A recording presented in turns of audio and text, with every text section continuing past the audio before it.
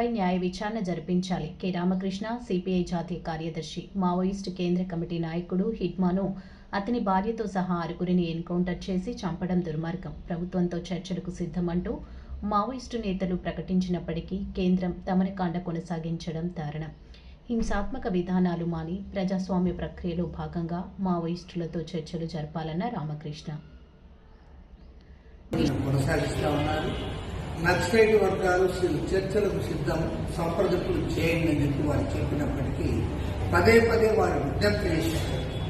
వారి విజ్ఞప్తిని కాలరాసి ఇవాళ దుర్మార్గంగా హత్యాకాండ కొనసాగిస్తూ ఉన్నారు. ఇప్పటికే వందలాది మందిని పొట్టన పెట్టుకున్నారు. మరి ఈరోజు కూడా అలాంటి దుర్మార్గ చర్యలకు పాల్పడ్డారు. దీన్ని తీవ్రంగా ఖండిస్తూ ఈ ఘటన పైన న్యాయ విచారణ జరిపించాలని కేంద్ర ప్రభుత్వాన్ని డిమాండ్ చేస్తారు.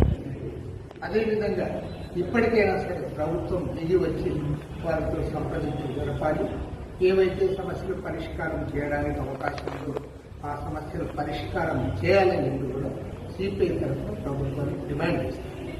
అట్లు కాకుండా మాకు అధికారం ఉంది కదా అని చెప్పి ఇవాళ పోలీసుల ద్వారా, పారామిలిటరీ పోలీసుల ద్వారా, ఆయుధాల ద్వారా ఈ సమస్యలు పరిష్కారం చేయాలనుకుంటే ఎన్నటికీ ఈ సమస్యలు పరిష్కారం చేయలేరు.